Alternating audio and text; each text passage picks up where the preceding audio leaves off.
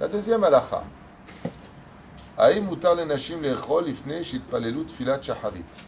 Une femme peut-elle manger ou pas? On a vu que les hommes, non, sauf s'il est malade ou s'il est très faible pour la prière.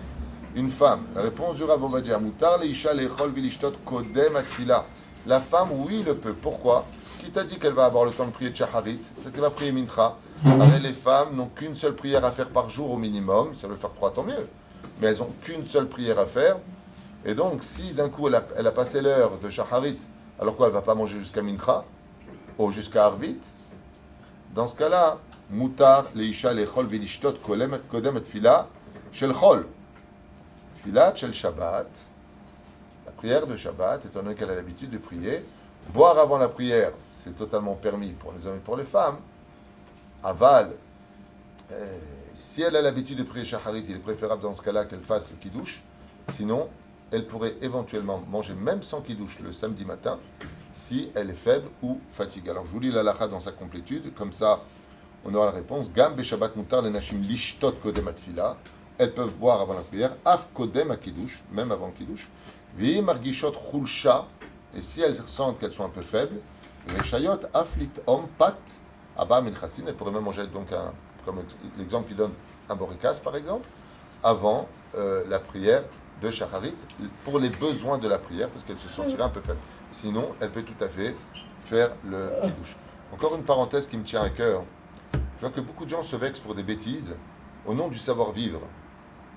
Ouais, je comprends pas, tu es rentré à la synagogue, tu as fait le kiddush, tu m'as pas attendu. Ben, si la personne vient en retard, si elle vient dans quelques minutes, dans quelques instants, comme chez nous, par exemple, on a souvent des invités, et il y en a qui viennent à 11h, 11h30, midi, il n'y a aucun problème de refaire son kiddush, et ce n'est pas un manque de savoir-vivre. Le Shulchan Aruch, il dit, dès que tu rentres, tu fais le kiddush. Alors, la personne, elle a soif, c'est oneg, ou la personne, chatzotayom. Chatzotayom, aujourd'hui, c'est à 11h30, ouais, et les autres, ils viennent à midi. C'est assourd de les attendre. C'est bichlal assourd. Pourquoi? Parce que tu es dans Chetzitzom, tu es déjà dans la moitié du jeûne si tu n'as même pas bu avant la prière de shacharit. Pour ça, fais très attention au nom du soi-disant savoir-vivre, de dire aux uns et aux autres, oui, vous n'avez pas savoir-vivre, les religieux, vous n'avez pas attendu pour le kiddush. Tu n'es pas handicapé, tu feras ton kiddush et tu le fais, vous avez fait le kiddush, tant mieux. Il y a des gens qui viennent en retard, par exemple chez nous.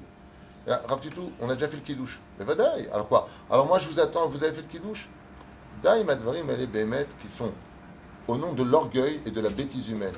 Il y a une mitzvah de rentrer, de faire le kiddush. Comme quelqu'un m'a dit, ma femme dort, elle ne se lève pas avant midi. Lui, il rentre après le net. Alors quoi, il va attendre jusqu'à... Il va se suicider ou quoi? J'ai pas compris. C'est plus un Shabbat, ça, c'est un Geinam. Tu fais ton kiddush, et quand ta femme se lève, tu vas prendre la main droite, c'est extraordinaire. Elle passe sous le verre, elle le lève à 8 cm de la table, et elle fait son kiddush. Elle baiser ignad. Si maintenant, bien sûr, ils sont dans les escaliers, ils arrivent dans 5-10 minutes, bien sûr que tu attends. Mais si la personne, tu sais, ni quand elle vient ou qu'elle a l'habitude de venir en retard, et c'est souvent le cas, je vous le dis franchement, les gens qui sont très vexés de ce genre de choses sont des gens très souvent qui ne sont même pas Shomer Shabbat. C'est ça qui est extraordinaire. C'est ça qui est extraordinaire. La Bezrat Hashem, comme je dis dans la Mishnah, Derech Eretz Kadma la Torah, le savoir-vivre, ça passe avant la Torah. Mais il y a une suite. S'il n'y a pas de Torah, il n'y a pas de savoir-vivre. Si tu ne connais pas la halachot, ne parle pas de savoir-vivre.